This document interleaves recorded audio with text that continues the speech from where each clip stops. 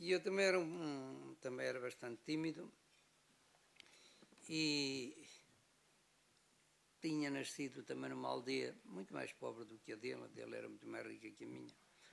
Uma aldeia do centro interior, sem experiência de vida ativa e ainda, como se dizia naquela altura, com os coeiros seminarísticos agarrados à pele.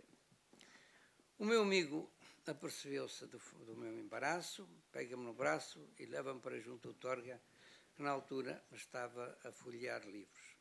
Fizeram-se as apresentações e ficámos só. Depois de várias perguntas que a sua curiosidade não dispensava, falámos cerca de meia hora e despedimos-nos cordialmente. Qual é o meu espanto que no dia seguinte ele me aparece logo de manhã na gráfica. Depois de falarmos mais algum bocado, mostrou interesse em conhecer a tipografia onde nunca tinha entrado. Impressionou-me desde logo o seu espírito de observação. Pareceu-me que o cheiro das tintas, o matraquear das máquinas e o contacto com os colaboradores da empresa exerciam nele o fascínio muito especial que eu só mais tarde mais tarde me apercebi. Fim da visita, ele veio ao consultório e a conversa continuou. A partir daí, a gráfica passou a fazer parte, aliás, repetiu-se isto muitos dias, e a gráfica passou a fazer parte do roteiro quase diário do nosso poeta, quer quando lá tinha livros para fazer, quer mesmo quando não tinha. Embora a gráfica passasse a ser esse lugar de encontro, só uns meses mais tarde, depois de nos conhecermos, nos entregou para execução do seu primeiro livro na gráfica, porque já tinha editado bastantes noutras editoras, noutras tipografias, e creio que esse livro foi o 10º volume do Diário. E avisou-me logo que tinha um grande defeito, é que emendava muito. Pediu-me para eu deixar emendar até chegar onde queria e que depois debitasse o tempo das emendas como alcance justo. Nunca mais me pediu orçamentos, colocava-se nas minhas mãos, mas quando recebia a fatura, gemia sempre um bocadinho. Aliás, não era a primeira vez, uma vez ele deixou de caçar, coitado, porque lá o mau jeito que deu a um joelho e no Alentejo e ficou bastante traumatizado. E ia a Lisboa, eu ia a Lisboa todas as semanas e ele pediu-me para ir. O general Ramalhianos arranjou-lhe alguém do exército, acho que o Kobayashi ou coisa assim, era um japonês, para lhe tratar dos joelhos. Ele ia sempre comigo.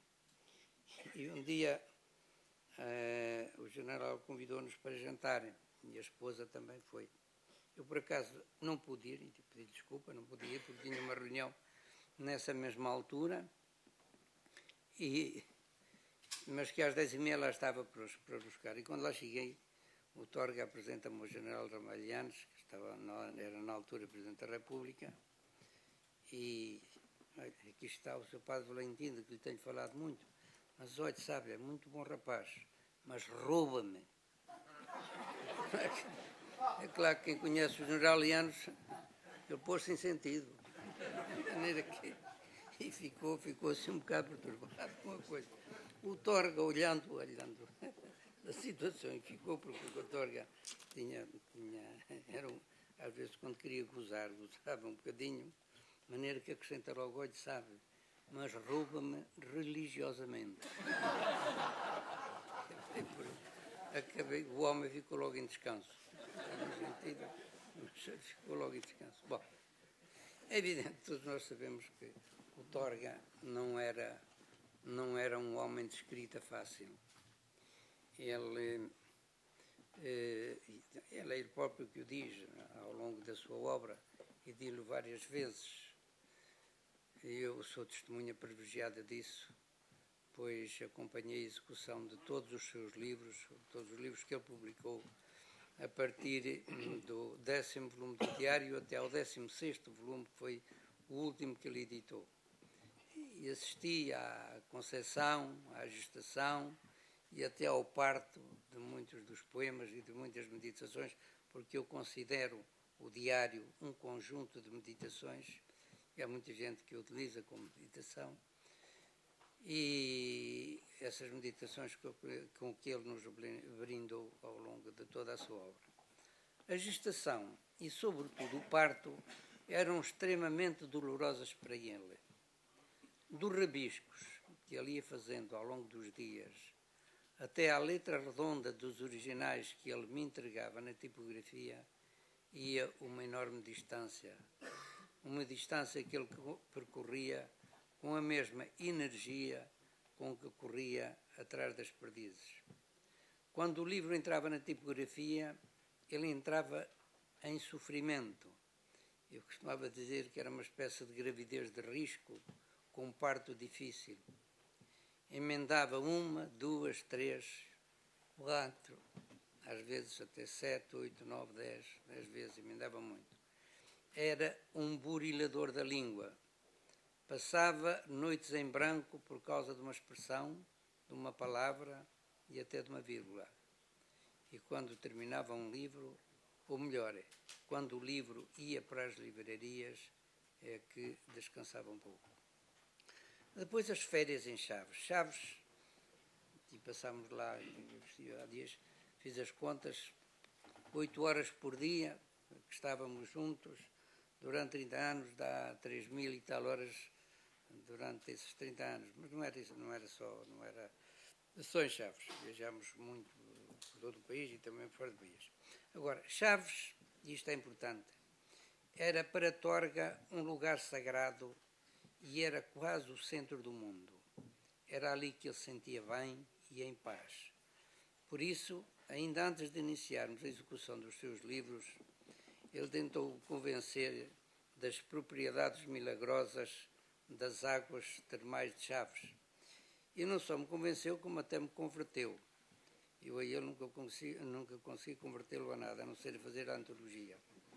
Aliás, dizia muitas vezes que para aquelas águas fazerem o milagre da cura, era necessário ter fé nas águas. E durante os últimos 30 anos que ainda passou entre nós, fomos fiéis e assíduos frequentadores das Caldas de Chaves, com a bênção do seu diretor clínico, que era muito nosso amigo, o Dr. Mário Carneiro, que muito admirava também, e a quem Chaves hoje deve muito. Muitas meditações do diário são datadas de Chaves, não para falar de Chaves, salvo num ou noutro caso, mas porque era ali, no refúgio do seu quarto, que ele encontrava o ambiente propício para trabalhar os textos, utilizando a velha e sacrificada máquina de escrever. Cumpria religiosamente os horários.